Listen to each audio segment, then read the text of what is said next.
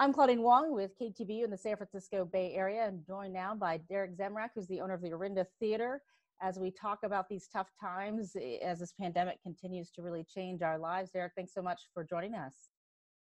Oh, absolutely. Thanks for having me. It's good to see you again.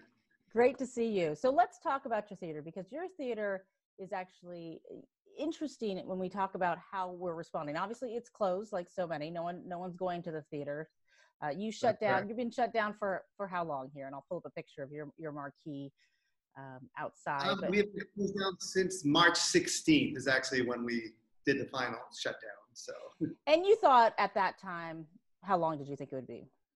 I kind of thought it was like be a month, maybe a little longer, that we would just, continue, a shutdown, and then we had to cancel one of our concerts, and one of was actually Chris Mann, who's like blown up on the internet with all his parody songs that he's doing now.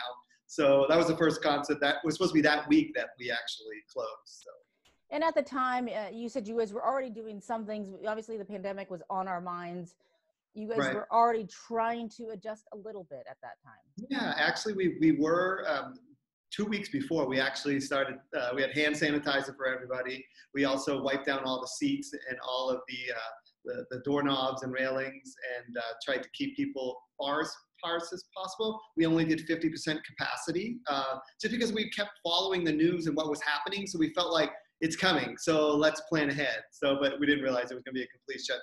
And we have 750 seats.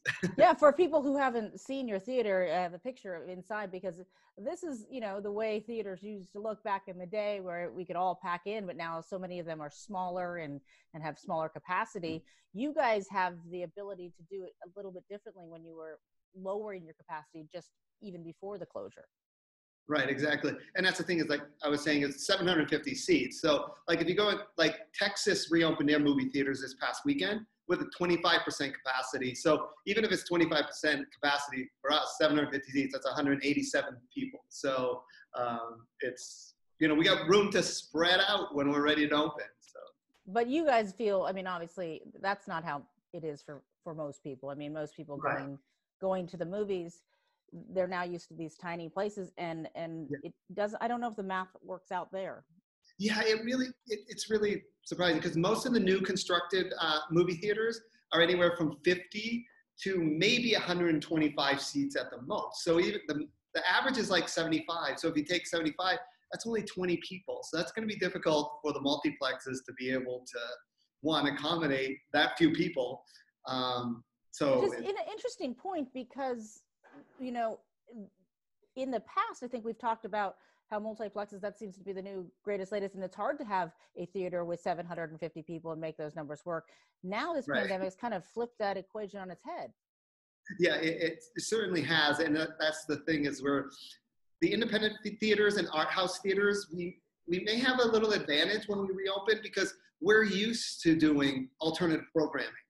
Maybe not always mainstream films. We have art films, which you can't see at certain places, and we have live concerts, and we have comedy and all these other things that we're used to doing. So whether or not the multiplexes can flip the switch that quickly will be a whole nother issue.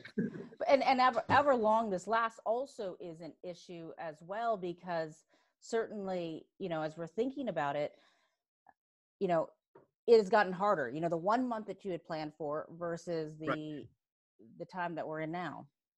Yes, that's exactly right. Because at first we said, okay, 1 month we could probably do it. And then all of a sudden the second month came, and now we're actually extending it second month. So that's why we had started a GoFundMe campaign, which we did 2 weeks ago now. And it's still up. How's the reaction been in terms of, because you need the community to respond to this kind of stuff? Oh, yeah.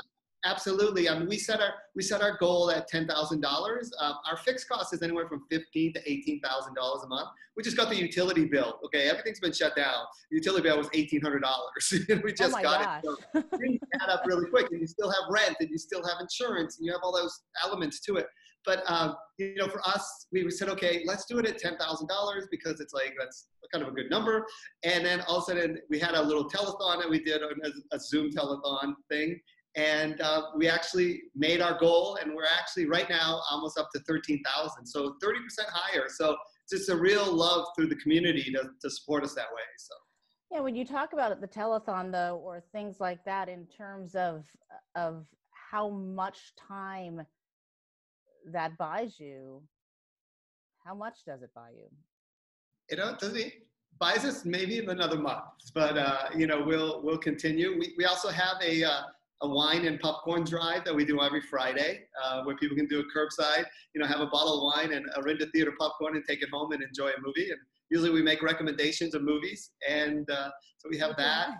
That helps, right? Let me share a little bit of this telethon because I know you sent me the video, and let's see if people can Yeah. listen into that for a second, because it's certainly great.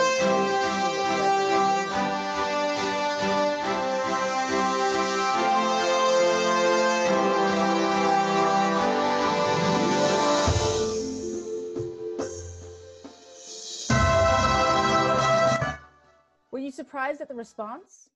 Oh, yes, I was. I mean, somebody had asked me before. I said, "How much do you think?" You know, and I said, "Well, I think you know, I mean, you know, $3,000 maybe." You know, and then all of a sudden we quickly raised that much money, and it's been great. And the thing is, we've been trying to do other things, you know, to keep people in the community engaged in the theater and not forget us. Every Friday night after our popcorn drive, we do a 16mm live stream on Facebook that we show film because we have to test our equipment. And that opening scene that you just saw with the tower, the drone shot, that was the fire department came by one day and they wanted to take a photo, and we happened to be here, so I turned on the marquee so they could take that shot. So it's a beautiful shot of the game. That's fantastic. I mean, there is some of that, you know, when we talk about this, how much people have come together and how much community we feel. Are you feeling that sense of community? Yeah, for sure. I mean, there's so many people who come up on Friday and, you know, and they, you know, it's $20 for a bottle of wine and, you know, popcorn and candy, you know, and they're all like, oh, you know, we really, you know, appreciate what you're doing. And here's a little extra, you know, to help you guys out. And it's a wonderful feeling. And, you know, it's you know, the Orinda Theater is an icon, you know, and very iconic on the freeway. Everybody knows that marquee. So it's nice that people are spreading the love and keeping it going. Spreading the love. I want to show some video of this concert series as well, because you guys were talking, Okay. You were talking about how you're not just a theater, and I want to talk more about how you think that might play into, you know, the future as well. Stage. I know he's the one I dream. Kiss me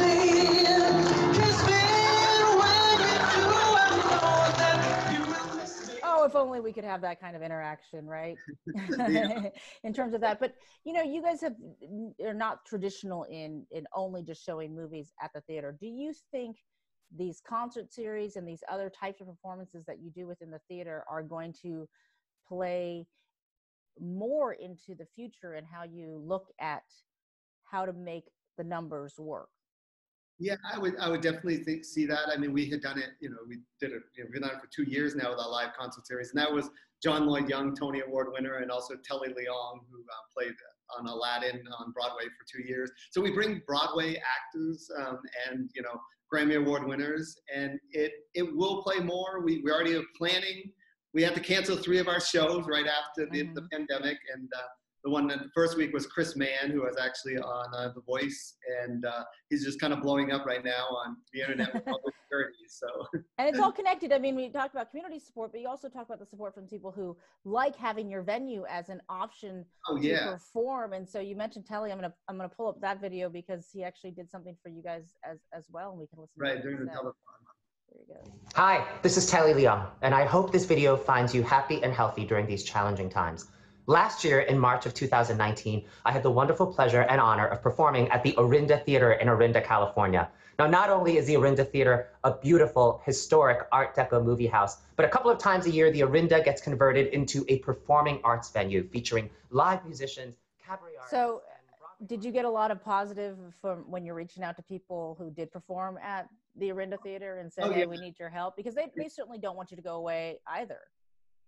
Right. Yeah. No, I think about everybody who had performed here all sent in a video and, you know, and all that good stuff and showed support, because every artist that's played here at the Orinda have said, oh my God, this is the most beautiful theater. Because acoustically, I mean, it's set up for movies. So you have a great sound, and, you know, it's actually in our 200-seat theater. So it even has that closer cabaret feel. And people just really, especially the performers, just absolutely love being here. And they're like, anytime I can come back, anytime I can come back. So how are you feeling these days in terms of, which opening day you imagine when you can usher some people back into their seats and try to remember what it felt like when we could go to the movies and as an escape from from our lives and our stress and drop ourselves into this imaginary place. I think a lot of people would love that opportunity. Yeah. I mean, I think, the governor had made an announcement that, movie theaters could be a month away. So we're hoping, that, maybe mid-June we can open. Like we had talked about before, we had already planned for some things. And so if we go to 25%, we'll be fine. The sanitizing and, cleaning up and doing all that good stuff.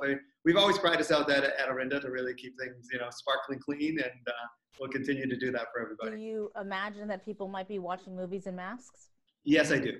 I think to begin with, I think you will have to. They did require it in Texas, which just opened this past weekend. So I do see that happening.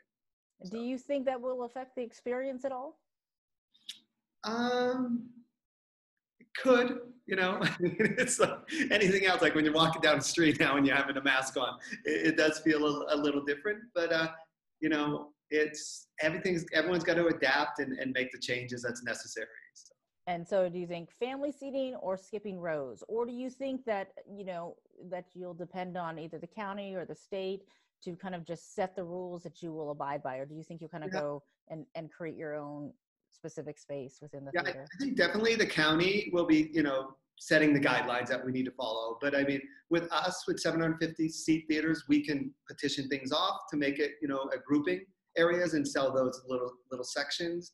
Also, like even one of our smaller auditoriums, we maybe just say, okay, this could just be a family or friends that and it has to be limited to 12 people because that theater only has 47 seats. Mm-hmm. So, I mean, I think everyone in the movie theater business is going to have to be creative and, be accustomed to the new rules and regulations.